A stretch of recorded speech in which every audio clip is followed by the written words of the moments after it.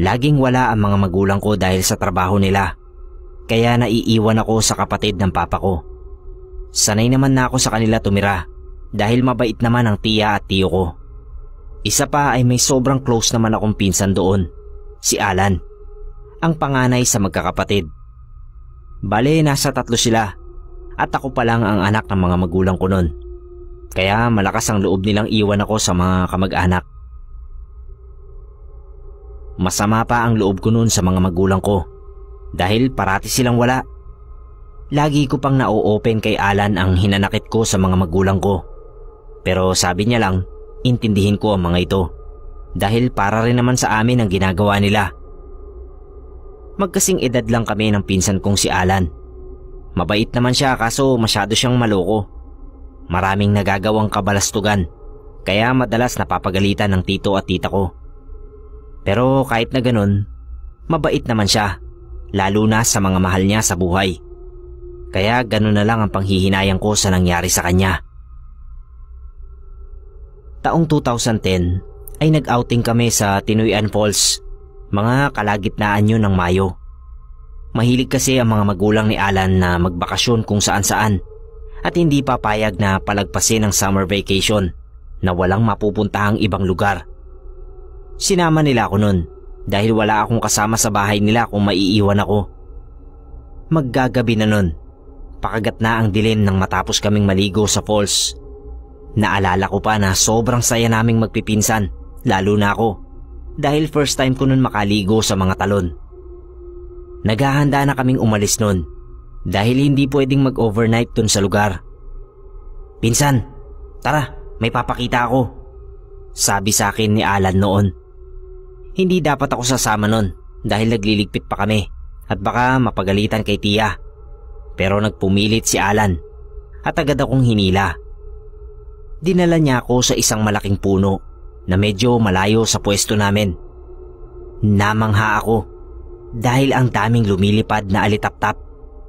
Kahit kakalubog pa lang ng araw. Pinagmasdan ko lang yung mga yun at aliw na aliw ako. Pero hindi ko sila tinangkang hulihin dahil naaawa ako. "Uy, balik na tayo. Baka hinahanap na tayo ng tatay mo. Magagalit na naman yun," tawag ko kay Alan. "Saglit lang. Manghuhuli lang ako ng isa. Papakita ko kay Lisa. Matutuwa yun."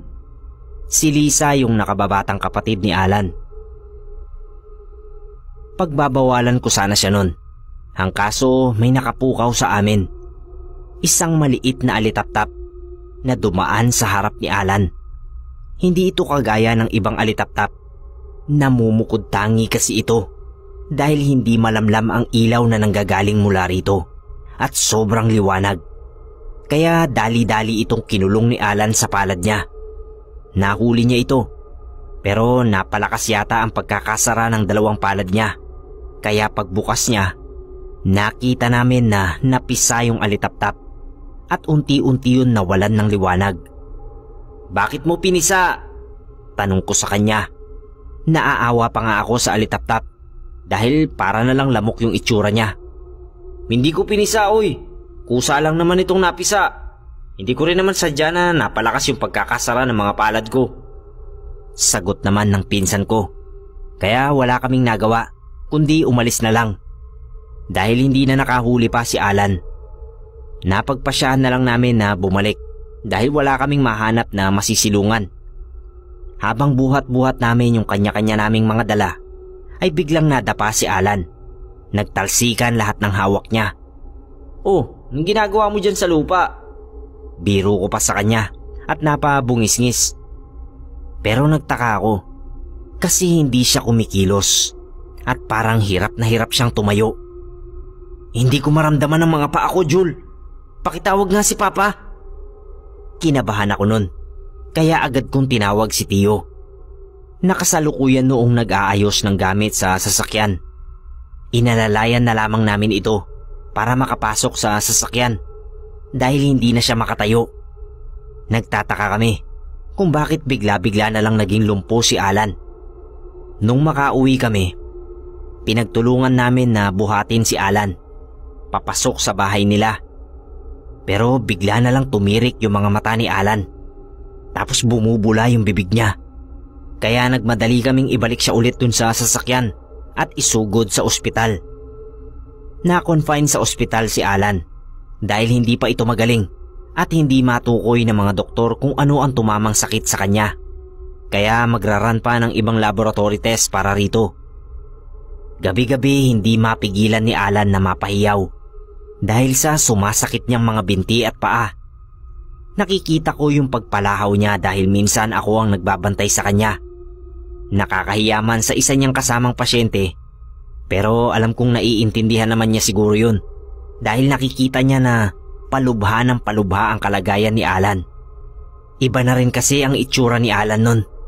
Lumiliit, namamayat at nangingitim yung dating malakas niyang mga binti. Isang gabi, naiwan namin si Alan sa ospital dahil pinauwi muna ako saglit ni Tio at si Tio naman daw ang bahala na bumili ng makakain. Kaya walang nagbabantay kay Alan nun. Pero kampante sila na walang mangyayaring masama kay Alan dahil may kasama naman siya sa kwarto, yung isa pang pasyente. Nagdaan ng mga araw, hindi na makausap si Alan. Hindi na rin siya makakain at tanging pagtulala na lang ang nagagawa niya. Madalas kapag ako nagbabantay kay Alan at sasapit na ang gabi, may nakikita akong pumapasok na mga alitaptap doon sa kwarto ni Alan. Umiikot-ikot yun sa natutulog na si Alan. Tapos bigla na lang lilipad palayo. Sinabi ko sa mga magulang ni Alan ang nangyari bago ang karamdaman ni Alan at nagsabi ako na tumawag ng albularyo dahil naniniwala ako dun sa impluensya na rin ng lola ko sa side ni mama. Pero hindi pumayag si tita dahil hindi naman siya naniniwala sa mga ganong bagay. Mga peking doktor lang daw ang mga yon. Kaya wala na akong nagawa. Kinabukasan, unresponsive na si Alan. Kaya agad na pumunta ang doktor at agad siyang ni-revive. Pero hindi na niya nakayanan. Namatay si Alan at lahat kami ay nagluksa. Agad na inasikaso yung burol ni Alan. Lahat kami nagtataka dahil sobrang bilis ng mga pangyayari. 3 araw nang nakaburol si Alan nang dumating yung dating pasyente na kasama niya sa kwarto. Medyo nakaklose din kasi nila tita yon. May kinuwento yung taong yon na nagpataas ng balahibo ko. Noong gabing iniwan niyo siyang mag-isa sa kwarto at walang nagbabantay, meron pong dumalaw sa kanya nun. Pahayag niya. Lahat kami nagulat dahil ang alam namin ay wala kaming inaasahang dadalaw sa kanya ng mga araw na yon. Nakaharap ako dun sa kabilang side nun dahil may hinahanap ako. Nang biglang may pumasok na matanda na nakasuot ng itim na damit.